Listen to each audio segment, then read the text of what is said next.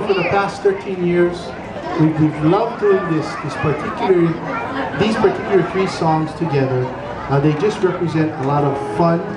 These are typically hula songs that you would always see people doing.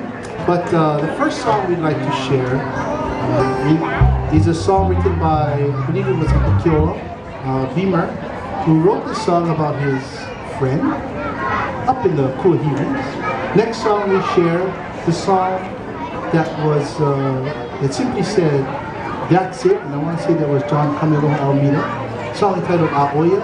And the last song, a very fun Hapahali song, entitled Sophisticated Hula. We'd like to call this our Hula medley of songs. So we share with you at this time. It goes like this. Listen now to the aunties sitting right here in the first table. They watching us so intimately right here. Auntie, I know you get the cane, but I'm sure a few years ago you'd be dancing your ass off, yeah? Get hula right there. Go.